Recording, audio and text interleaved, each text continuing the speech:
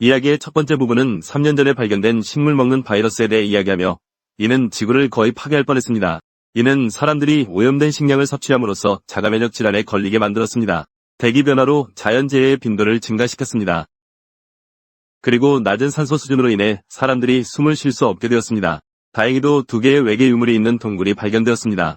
워프 엔진과 지구를 테라포밍하려고 했던 외계인들이 사용했다고 전해지는 구체가 있었습니다. 이는 우리 과학자들에게 인류의 나머지가 살 새로운 집을 찾을 수 있다는 희망을 주었습니다. 그들은 곧 수석 과학자인 스티브 로스가 이끄는 제미니 프로젝트를 만들었습니다. 그는 팀에게 그 구체가 생명과 인류의 생존에 필요한 환경을 생성하기 위한 화학 성분의 시작점이었다고 밝혔습니다. 그들은 또한 이 워프 엔진을 이용해 테스로 우주선을 발사할 것입니다. 그것은 수백억 년 떨어진 태양계입니다. 그리고 다음 지구가 될 새로운 행성으로 그 구체를 열기 시작할 것입니다. 스티브는 그 미션에 참여할 과학자, 조종사 그리고 군인들을 소개합니다. 다음 날 우주선은 궤도로 발사되었습니다. 그러나 그들이 태양 테스로 점프할 준비를 하고 있던 중 우주선이 통제를 잃어 모든 사람들이 기절했습니다. 그들이 회복한 후 그들은 태양 테스 안에 한 번도 들어간 적이 없고 자신들이 어디에 있는지 전혀 몰랐다는 것을 깨달았습니다. 좌표를 맡고 있던 피터는 스티브가 그를 미션 실패의 원인으로 지목했기 때문에 직장에서 해고되었습니다. 피터는 엔진룸을 점검하는 데 인내했으며 잠시 후 나머지 승무원들은 그의 시체를 우주선 밖에서 발견했을 때 두려움에 휩싸였습니다. 그들은 피터가 미션을 실패하게 만들었고 전적으로 그의 결정이었다는 것에 동의합니다. 그러나 레오나는 피터가 결코 미션을 위험에 빠뜨리는 행동을 하지 않을 것이라고 믿었기 때문에 반대합니다. 데이비드도 승무원들에게 자신의 감정을 고백하며 그의 딸 레아가 죽었을 때 이 여행에 헌신했다고 주장합니다. 그러나 이제는 낯선 곳에 갇혀 무가치하다고 느낍니다. 스티브는 우주선 앞의 행성이 특정 실험이 수행된 후 태양계 테스의 행성보다 실제로 더 나은 행성임을 발견해요. 스티브는 그들이 위치를 알지 못하더라도 그곳에서 작전이 수행될 수 있다는 데 대해 낙관적인 기분을 느낍니다. 그러나 팀의 대부분은 그들의 제한된 지식을 고려할 때 이것이 어리석은 결정이었다고 믿습니다. 그러나 스티브가 탐사대의 수장이었기에 그들은 계속 진행하여 행성을 향해 우주선을 발사하고 착륙에 실패했습니다. 그 후 스티브의 아내에 대한 회상으로 플래시백되어 그가 그녀에게 구해 조각을 건네주고 그것을 팔찌로 만들어 그녀가 이 임무에 함께하도록 설득하는 장면이에요. 그들은 새로운 행성에 안전하게 착륙할 수 있었습니다. 그러나 연료 부족으로 인해 본선으로 돌아갈 수 없었습니다.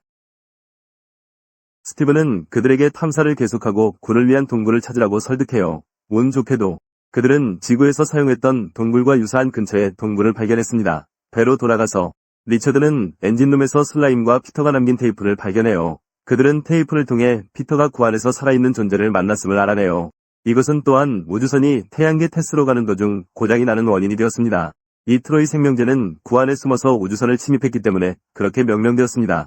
이 생명체는 스티브의 승무원을 따라다니고 이제 그들의 안전을 걱정하고 있습니다. 결과적으로 라이언은 스티브를 리더십에서 해임하고 레오나와 데이비드는 스티브가 수석 연구원이 없으면 임무가 실패할 것이라고 반대해요. 라이언은 스티브가 구가 다른 생명체를 생성할 수 있다는 것을 알고 있었다는 증거로 팀에게 침묵한 채로 스티브를 피터의 죽음에 책임을 물어야 한다는 것을 보여주는 녹음을 재생해요. 라이언은 스티브의 주장이 상황이 그들의 목표에 영향을 미치지 않았다고 반대하고 피터의 죽음을 방지하기 위해 구를 다르게 다뤘을 수도 있기 때문이라고 말해요. 플래시백은 스티브와 데이비드가 동굴에서 포옹하며 이야기를 나누는 장면을 보여줍니다. 데이비드의 딸 리아가 죽었기 때문에 스티브는 데이비드의 정신 상태를 걱정했습니다. 그것이 그가 데이비드가 탐사에 참여하는 것을 원하지 않았던 이유이에요. 반면에 데이비드는 자신이 준비가 되어 있으며 그들이 함께 인류의 역사를 바꿀 수 있다고 주장했습니다. 동굴로 돌아가서 스티브는 데이비드와의 관계를 이용해 구의 설정을 확인하도록 설득해요. 그들은 트로이인이 이미 동굴 안에 금속 촉수를 이용해 둥지를 만들었다는 사실에 놀랐습니다.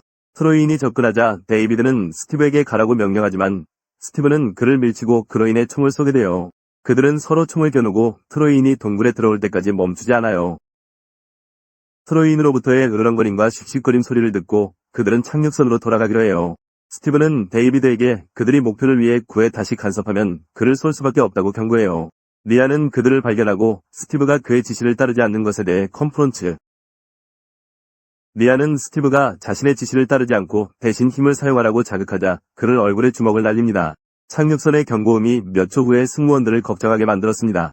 레오나는 깨어나 조심스럽게 배를 돌아다니다 여기저기 슬라임이 있는 것을 발견한다. 레오나는 프랭크와 마주칩니다.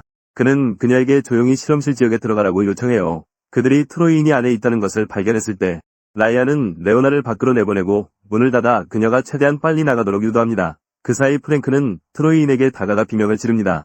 레오나는 제어실에서 남아있는 승무원들을 발견합니다. 백업 발전기를 제외하고 그들은 착륙선의 모든 시스템과의 연락을 잃었습니다. 스티븐은 트로이인이 시스템을 통해 착륙선에 침투했다는 것을 깨닫습니다. 이는 트로이인이 지능적이라는 신호다. 스티븐은 발생한 모든 일에 대한 책임을 받아들이고 트로이인을 쫓아내기 위해 카메라 시스템을 재시작하겠다고 제안합니다.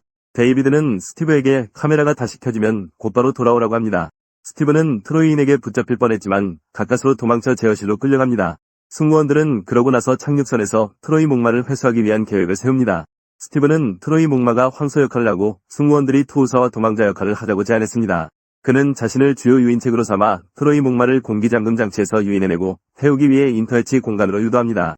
그들이 정확히 계획한 대로 자리를 잡자 레오나는 수동으로 공기해치를 열지만 트로이 목마가 시스템에 간섭하기 시작합니다.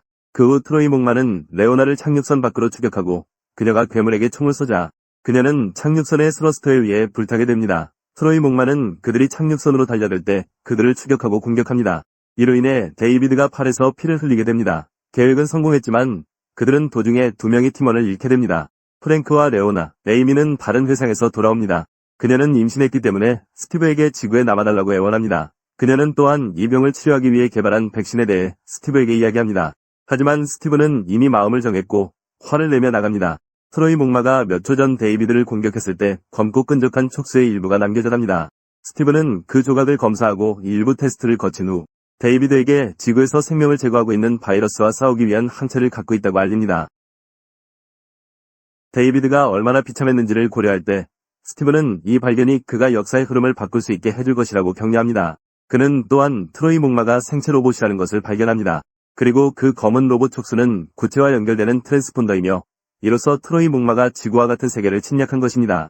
스티브는 라이언에게 트로이 목마에 대한 정보를 제공하고 데이비드가 실험실 안에서 스티브와 라이언을 확인하는 동안 그들이 구체를 리셋해야 하는 방법을 설명합니다. 라이언은 스티브가 승무원의 안전을 위협하는 것에 질렸기 때문에 그를 영구히 가두기로 결정합니다. 데이비드는 라이언의 결정에 동의하고 스티브가 이기적이고 오직 자신만을 걱정한다고 비난합니다. 영화의 또 다른 회상 장면에서 스티브는 에이미와 그들의 태어나지 않은 아이에게 작별 인사를 합니다. 스티브는 에이미의 백신 성공을 칭찬합니다. 그러나 그는 여전히 이 탐사에 나가야 합니다. 에이미는 스티브가 이기적이고 항상 영웅이 되고 싶어 한다고 생각하여 스티브가 준 팔찌를 던져버리고 나갑니다. 스티브는 연구소로 돌아가 리처드에게 전화해 별들의 움직임 경로를 따라 그들의 위치를 확인합니다. 그는 그들이 40억 년 전 지구에 있었다는 것을 깨닫습니다. 트로이아는 데이비드의 팔에 세균 감염을 일으켜 부풀어 오르고 변이가 그의 몸 전체로 퍼지게 합니다. 그는 데이비드가 구체를 쏜 순간 발견된 파편이 에이미의 팔찌를 만드는 데 사용한 것과 동일하다는 것을 주목합니다. 그는 트로이안의 구체가 지구에서 발견된 것과 동일하다는 것을 발견합니다. 그러나 다른 시기에 발견되었고 그들이 과거에 살고 있었기 때문에 그들의 행동은 아무런 영향을 미치지 않을 것입니다. 그래서 스티브는 단 하나의 목표만을 염두에 두고 있었습니다. 외계 박테리아에 대해 에이미에게 알리고 그녀가 또 다른 팔찌를 제조하여 구체에 연결하는 방법에 대한 정보를 새겨넣어 백신 개발을 도와주는 것이었습니다. 한편 리처드는 스티브에게 라이언이 구체를 폭파할 계획이라고 알립니다. 그는 통제실로 가서 라이언을 설득하여 트로이안을 구체로 유인하고 그것을 공기잠금 장치 안에 가두려고 합니다. 그리고 랜더 내부에서 폭파시키려 합니다. 데이비드는 갑자기 라이언을 쏴 기절시킵니다. 데이비드는 세균 감염으로 인해 미친 것처럼 보입니다. 그는 이 모든 것을 그의 세상을 잃은 딸 레아를 위해 하고 있으며 트로이안 편에 서기로 결정합니다. 통제실에서 그는 스티브를 추격합니다. 그러나 스티브는 그의 팔을 쏘아 그를 물러나게 합니다. 그는 폭탄의 카운트다운을 설정한 후 랜더 내부에서 트로이안이 미끼를 물기를 기다립니다. 데이비드와 스티브가 총격전을 벌이는 중 트로이안이 문을 부수고 스티브에게 돌진합니다.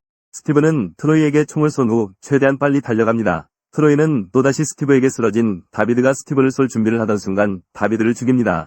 타이머가 시작되려 할 때 스티브는 달렸습니다. 잠시 후 착륙선 내부에서 폭발이 발생해 트로이 목마가 제거되었습니다. 스티브는 리처드에게 트로이의 파괴 소식을 전합니다. 폭풍이 다가오는 가운데 스티브는 에이미와 연락하기 위해 동굴로 돌아가기로 합니다. 폭풍우가 다가오자 스티브는 에이미에게 연락하기 위해 동굴로 돌아가기로 선택하며 너무 늦기 전에 메시지를 전하기를 희망합니다. 에이미는 팔찌에 새겨진 글자가 빛나는 것을 보고 그것을 동굴로 가져가 구체의 명령을 입력합니다. 그녀는 잠시 후 스티브와 가상으로 대화할 수 있었습니다. 그는 에이미에게 트로이 목마의 식물먹이 바이러스로 인한 병을 치료할 백신을 만들기 위해 필요한 항원 공식을 전달합니다. 그는 그녀에게 마지막 인사를 건네며 현재 시간 속에서 다시는 에이미와 그의 아이를 지구에서 볼 수 없을 운명을 받아들입니다. 마지막 장에서 에이미가 백신을 만드는 데 성공하고 인류의 구세주라는 칭호를 얻은 것으로 나타납니다. 자라는 식물들로 둘러싸인 채 그들의 작은 아이를 다정하게 돌보는 모습이 보여집니다. 스티브에게 무슨 일이 있었는지는 수년간 알려지지 않았지만 그가 집으로 돌아갈 수 없었다고 추측하는 것이 그럴듯했으며 그의 임무는 성공적이었고 그의 희생은 결코 잊혀지지 않을 것입니다. 시청해주셔서 감사합니다. 콘텐츠가 마음에 드셨다면 좋아요를 눌러주시고 더 많은 동영상을 위해 구독해주세요. 다음에 만나요.